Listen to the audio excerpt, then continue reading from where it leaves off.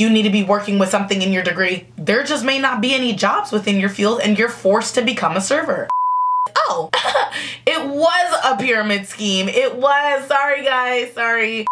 But a lot of the times, y'all just don't know how to budget, because there is budget to have fun and to buy the things that you want, but y'all just be spending. No such thing as a life that's better than yours. No such thing as a life that's better than yours. No such thing, no such thing. Jumbo everyone, welcome back, and in today's video I'm going to be talking about the addiction to fast money, more specifically server life, 304s, MLMs, etc. If you hear my voice, I'm a little nasally, I'm a little under the weather, nothing too crazy. Like I've said, every single time the weather changes, I get a little sick. But anyways, the reason why I wanted to make this video was because me personally, I am a server at the Cheesecake Factory, and especially being at that type of restaurant, you are able to make a good amount of money being a server. I'm not even gonna lie. Me personally, on a good night, I can make anywhere from $300 to $400. That's what I consider is like the good range. A normal amount for me would be anywhere from $200 to $300, but once I get into that 300 threshold, I know I'm doing good for the night. Like I said, I wanted to make this video because I'm personally a server, but I also wanted to talk about the people who kind of get stuck in this lifestyle of fast money just because of how it's fast money. So without further ado, let's get started. So obviously, if you're a good server, why wouldn't you make a good amount of money, especially if you're able to tip your tables very fast? And there was one time where my coworker got a $750 tip, and I was like, if she can do it, so can I. More specifically, I have gotten $100 tips back to back to back. Well, not back to back to back, but I've gotten $100 tips. It's almost kind of like if they're running up a bill, or if it's a party and they're ordering a lot of alcohol, that gratuity is going to be added. Or, you know, if they have the money, they're going to tip you. So I've gotten instances where I've gotten $100 tips, and I think that's also what keeps me in that lifestyle in a sense. If you really think about it, servers can make anywhere from $40 to $60 an hour when breaking down their pay. There have been times where I only go to work, I work 6 hours, and I walk with $300. There are other people who say they're making $20 an hour. 20 times 6 is only 120. So you see what I mean? It's like I can make double what some people make in a single day, and then on top of that, they have to wait for their paycheck to come in. So that's also what I'm saying by this fast money, where you are able to take your money home, you're able to immediately, you know, do what you want with it. That is where the addiction starts. More specifically, I have personally said that after working at Cheesecake Factory and being a server, I will never go back to an hourly job. The fact that if, say, my first round of tables is super good, I can make anywhere up towards $100. So that's where I'm like, you know, 4 tables, this person runs up a tab, this person's okay, this person's okay. You know, one person tips me 50, another tips me 20, 20, 10. Like, it's easy. And then especially if your tables are getting flipped, yes. I have been working at Cheesecake Factory going on 2.5 years, which is my longest job. But with saying that, it's almost like I used to be a certified job hopper, if you didn't know. I have had well over 10 jobs. I go where the bag is, but one thing about me is I don't quit the current job I have until I already have my next job lined up, which is what a lot of people don't understand about job hopping. Especially in this economy, I'm most grateful for the job that I have, because yes, it doesn't necessarily pertain to the major that I'm going to school for, but the major that I am going to school for, I can use it when I'm serving. If you didn't know, I make it almost prominent every video that I film, but I am currently going to school to become an ASL interpreter, and I just finished my fall semester. What I have learned from, you know, even going to the U of M and taking ASL 1 through 4, then transferring, and now, you know, being an ASL 5, taking ASL 6 next semester, my ASL has gotten so much better that if deaf people come into a restaurant, I'm able to properly communicate with them. So that's also where I'm like, you know, I have a lot of coworkers who went to college,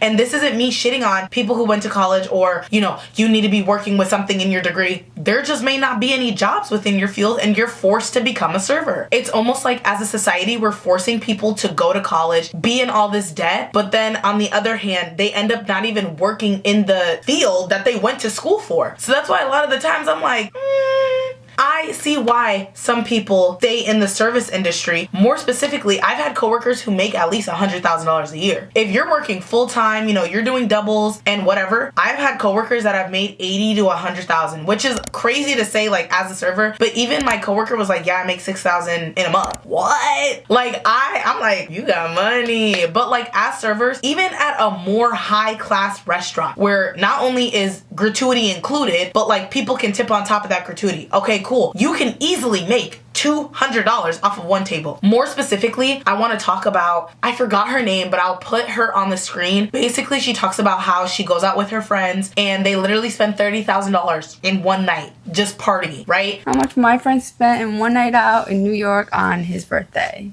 All right, so we got 2 bottles of Magnum 1942s for $6,400. We got a Closet Azul Magnum for $3,200. We got 2 packs of Red Bull for $100. We got a Dom for $3,350. And we got 3 small 1942s for $4,800. And then we got 10 packs of water for $500. And we got another 6 packs of Red Bulls for $50. And then we had admin fee, which was $1,230. And then sales tax, which was $1,455. And then my friend tipped 20%, which was $3,280. And that brought our total out to $22,365.50 for one night out in New York, but it was my friend's birthday. Think of the bottle service. Bottle girls make money. We're not on that part yet, but bottle girls, okay, yeah, I can include them into like service because like, yes, you're dressed provocatively, but that's like working at Hooters or any other club, even if you're a server. What I'm saying by that is what I know is that bottle girls make a small percentage, or they already have automatic gratuity involved within the usage of buying a bottle, right? So say you go to the club, you have your section, okay, cool, whatever. If you buy 4 bottles, and we already know how clubs be taxing on them motherfucking bottles, your bottle girl makes a percentage off of that. It's almost like commission in a sense, but that's where it's like, you know, some days are super good at the club, some days are trash. Same thing when it comes to serving in a restaurant. Not every single day is going to be a $300-$400 day, and that's where it's kind of like you have to be able to manage your money properly in order to be okay with not always hitting a $200-$400 day. That's why I'm saying like I'm incredibly grateful to not only be in the position that I am, but debt free. Being 21 years old and going to school, more specifically a private school, and that price on that tuition, baby, $51K a year? Nah. So that's where I'm saying like for me personally, especially with being 21 years old in college and a server, I'm grateful that I can go and work on the weekend, get a quick band, and then put that towards school. But not a lot of people can say that, because people can say like, yeah, I worked overtime, yeah, this and this and that, but then they get their check and then that shit's taxed like a motherfucker. Especially the more you work, the more you're gonna get taxed. That's another main reason why I don't like an hourly job like that. Don't get me wrong, I still get my little paychecks on the side, and come to find out, I forgot to do my taxes shit for whatever, and I'm exempt. If you didn't know what exemption is, it's basically like they can't take out taxes, but that's only if you meet the list of requirements that whatever. One of the requirements for being exempt is being in school. I'm in school. Therefore, I'm sitting here thinking, oh, okay, cool, my shit's exempt, like I'm gonna be making my money. No, Buki. They've been taking out money this whole year, and I've gotten probably close to $5,000 of taxes taken out. That breaks my heart, because I'm like, that is that $5,000 that I could have used towards myself. I didn't notice something was wrong until my paycheck was $62 and I had worked 40 hours that week. I said, something isn't right. Once I was finally able to log into my UKG, they took $400. $400 in just taxes alone. That's where I'm like, hey, yo, what the fuck? So that's just my experience. I'm exempt. I save my money, but it's also like now that, you know, I've gotten my 2 paychecks after switching up my settings, even working barely a week, my paycheck was $135. This week that I just got paid today, $240. That's where I'm like, exactly. I knew I was supposed to be making more money, but that's where I'm like, having that non-hourly aspect of being tipped. And I know that it's like controversial now about tipping, how we should tip people, but like basically saying I can never go back to an hourly job. I know with interpreting, it's more contracting, where it's like you go here, you get your set amount, boom, you're done. But like serving, I think that's why I've also voiced multiple times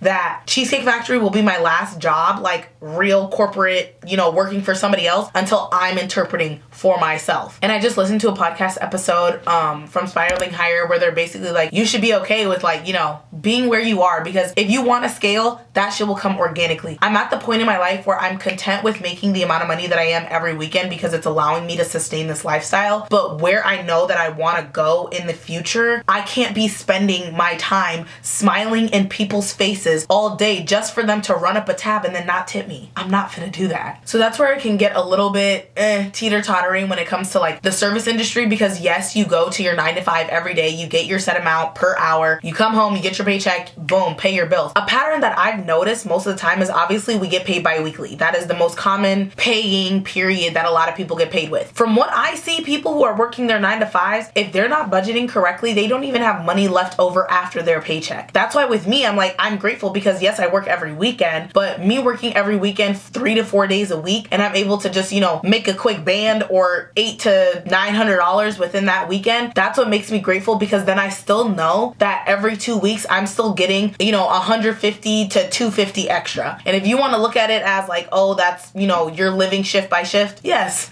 but I'd rather live shift by shift and have the possibility of somebody coming in and blessing me and tipping me $100, $200. You never know. So that's where I'm also like, me in the future, when I become, you know, very successful and I have that money, I can't wait to just, you know, go around tipping 50 on a fucking 40 or 200 on a 50. You know what I mean? Like, I just can't wait to be able to treat servers who give me really good service the way that I wanted to be treated when I was in their position and I was serving. Just saying. Okay, now let's transition into talking about the 304 life. If you don't know what 304 life, it's essentially sex work, to say it plainly. This involves OnlyFans, prostitution, what else? Stripping, escorting, what else? What else I'm trying to think like what else is considered sex work? You know, just in that realm of things. A lot of the times I've seen stuff on TikTok like the hygiene of a 304, the day in the life of a 304. Like, these are videos where it is showing them portraying that lifestyle. And that is where I'm like, ooh, I want to be a server at a strip club. Like, they make bank. There are girls coming on there being like, oh, I just worked this weekend, I just made $2,500. What?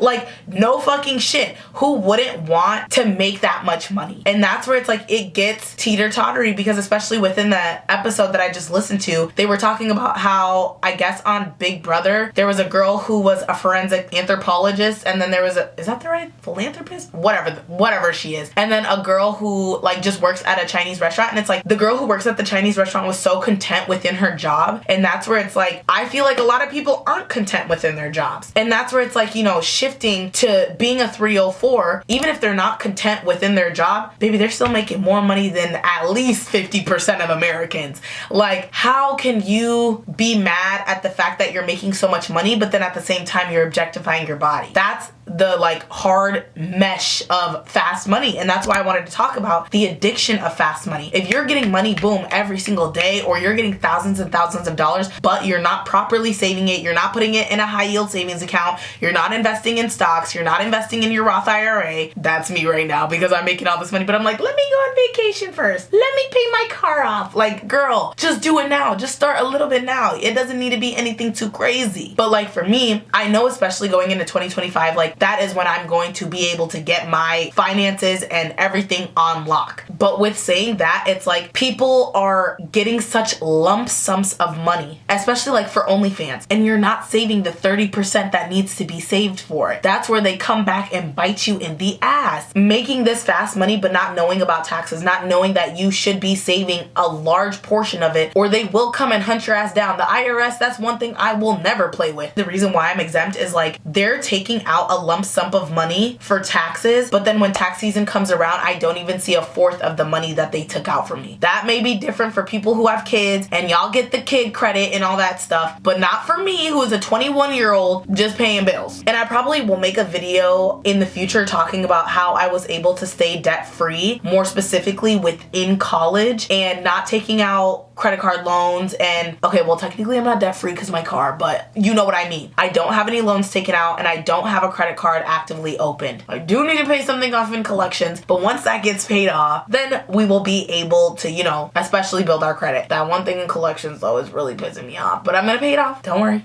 It's less than $800. That's it. And I know that I'm able to be like, I got 150, I got 200, take it or leave it. And you know, these debt companies will take it because they just want some form of money. Like I said, I don't want anybody anybody to feel judged with me saying like, oh, 304 Life, fast money, they're making more money than us. How can I say anything about that? Girl, get your bag. I respect the hustle. I'm not judging. Another topic I want to cover really quickly is the fascination, more specifically with OF girlies. I think her name is Sophie Rain, and I kind of mentioned this in my video that I posted about, you know, dating below your tax bracket. Oh my fucking gosh, you guys attacked my ass. Like, the people coming, well, why don't you just want to grow with a man? Well, I'm sorry that I have expectations for myself, and even when I grew with a man, even when I was fucking around with the idea of doing that shit with the man, they still did me fucking dirty. So at the end of the day, excuse me, if financial security is the one thing that I expect from a man, because you never know that they can go out and fucking cheat on you, but at least I am coolin'. I will be getting a prenup when I get married. My money is my money. Your money is our money, okay? We will have our joint account, all this other stuff, and everyone's getting mad at me, but you're not my man.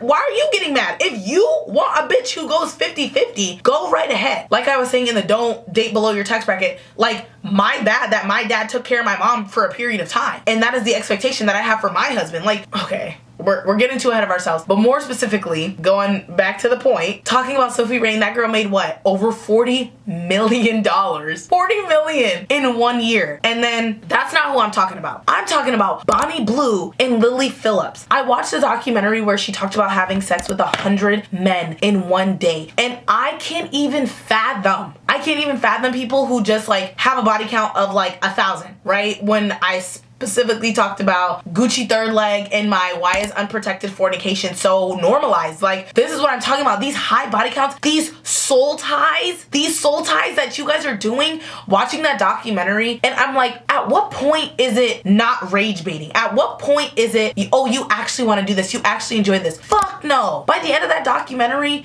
that girl looks so broken. Like, her soul just like, I was just like, baby, it's because you like allowed all these men to enter your sacred area. Like, come on. That's what I'm just like. And then now she's talking about 1,000 men in 1 day, talking about, oh, I want to break the world record. Sometimes money isn't everything. Like, please. I just want to do the math, right? I just want to do the math. So say she gives every man 3 minutes, right? 3 minutes is how many seconds? 180. So 180 seconds. How am I doing this math? No. Okay, she wants to do 1,000. Say she gives every man 180 seconds. This would be going on for 5 hours.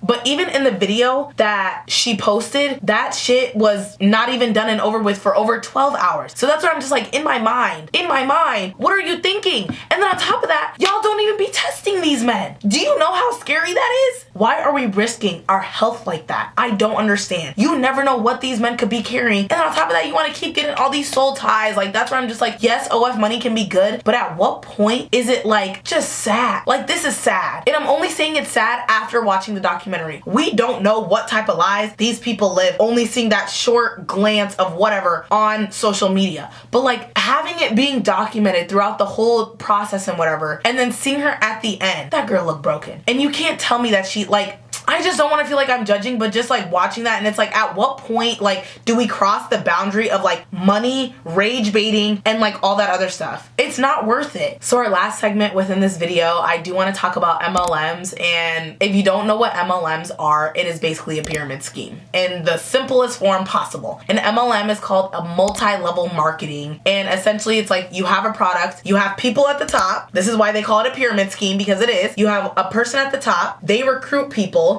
So then I'll just insert a picture. They recruit people, those people below them recruit people, and it's just an ever-ending process. But the person at the top is making the most money because they get a small percentage of what the person below them and everybody else that they've recruited, they get a small portion of that in order to put it in their business. The biggest one that I can think of was that legging brand that was so fucking ugly, and bitches were making $50K a month. And that's what I'm saying with these MLMs. You can make so much money, but it could also be the downfall. I almost got involved in an MLM because, like I said earlier, I was a certified job hopper. I was always about that bag. I was always gonna get the bag regardless, one way or another, even if it wasn't an MLM scheme. But luckily, my intuition, I was like, fuck this shit. Once they started making us call our family members and being like, hey, can I do a presentation on you? I get $18 per presentation. Get the fuck on my face. Those knives cost so much fucking money that like I then had to realize realized, oh,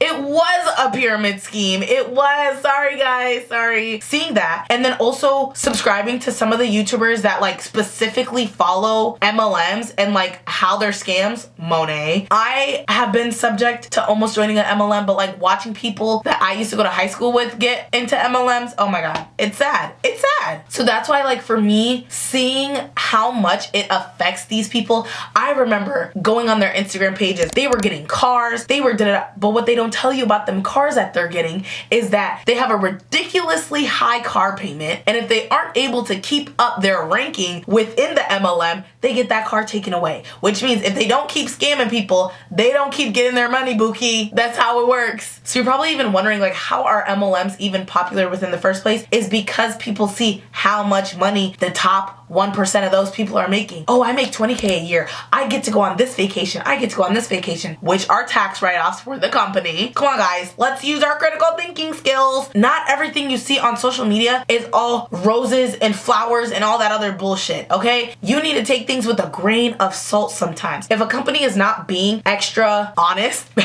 about their practices, they're probably doing something a little shady. I'm gonna hold your hand when I say this, okay? So just saying that within MLMs and knowing the bullying that goes into it, especially like if you don't make your sales, if you don't whatever, these people on top know that they do not get their money unless you sell the product, unless you recruit more people. That's the basis of it all. So that's where it's like a really slippery slope where it's like, oh, you can make this much money a month, but you have to get on this ranking. Once you get on this ranking, you have to, what is the word? You must sustain this ranking unless you lose everything. So that's where it's also like people are giving up their 9-to-5s. They're investing more money into the company, which is also another reason why I feel like a lot of people aren't grasping how these MLMs make their money. It's basically the people that are a part of the company. They're buying all this inventory, all this product in hopes that they will be able to recruit people or they'll be able to build a loyal following that will buy whatever they sell. And when that doesn't happen, or when the product starts becoming faulty and not being of good quality, they start losing people. So then they start having to feel like they need to invest more in order to, como se dice, keep up with the lifestyle that they were living. But this is why I always tell people, do not live above your means. Just because you're getting a little bit of dollar and you're not properly saving it and doing what you need to do, you're gonna lose it all. Why do you think a lot of the times people who win the lottery literally blow through the money within the first, 5 years, and then they become broke again? Because nobody has the money mindset that is needed to acquire such a big amount of money and then sustain it at the same time. This is why I'm saying that it is so important when you are making such a lump sum of money, and more importantly, it is an independent amount that you're making. So like you're an independent contractor, you are a freelancer, you make your own money. You still need to set money aside for taxes, Bookie. You still need to invest in stocks and Roth IRA and just little cushions in the future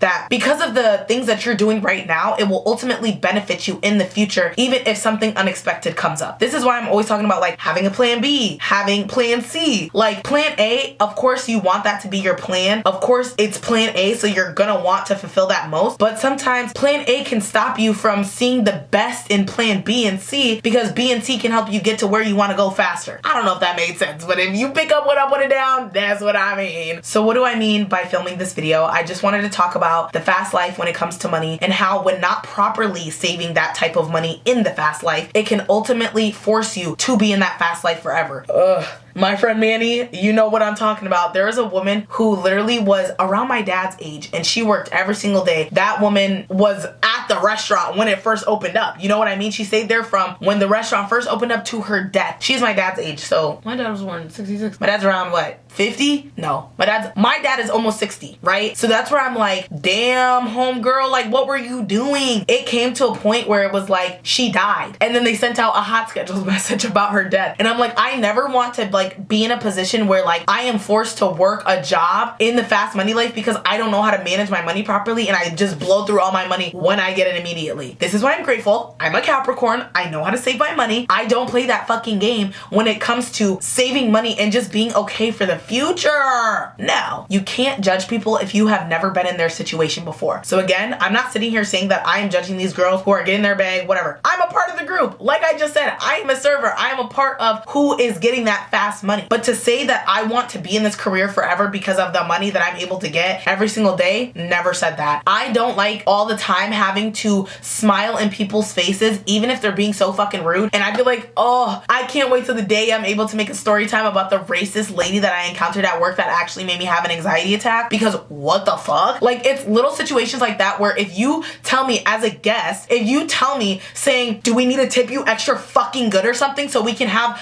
top priority, that's gonna make me want to kill myself. Because what do you mean? What do you mean? It's little stuff like that where it's like, I like the fast money, but I don't like the fast life sometimes. I don't like having to do the things that are needed, like smiling in people's face who are being a bitch to me and just completely rude to me. I don't like doing that. But is the money good? Yes. So I'm gonna continue doing that until I scale myself enough to be able to make more money that it would just be stupid to even keep a job and go work those 6 hours when I can multiply the amount of money that I would make there in the time that I would spend making the money. You know what I mean? Like, say I make $300, but it took 6 hours of work, but I know that I can make that money in an hour. I can make $300 in an hour if I stay at home. So that's where I'm like, 6 times 3, 1,800. If I can make 1,800 in 6 hours, being at home, focusing on myself, doing what I need to do, the connections and networking, versus $300 for 6 hours, smiling in people's faces, all that. I don't want to do that. I don't. So that's why I'm gonna do what I need to motherfucking do in order to live the lifestyle that I want to live. And that means I gotta start investing now. I gotta start doing the things that my future self is doing in order to be completely chilling, cool, and bullin'. Thank you. That's where I also be like, always have a plan B. You never know. Having those extra things of savings or an emergency fund. I know in the economy right now, it is completely hard to, but a lot of the times y'all just don't know how to budget, because there is budget to have fun and to buy the things that you want, but y'all just be spending. Y'all just be spending without looking and hoping that you'll have money for the next pay period. So that's all I gotta say. Anyways, I think I've done enough yapping within this video, and I do have to go get ready for my fast life serving job. So I hope y'all enjoyed this video, and I'll see you on my next one. Bye, y'all.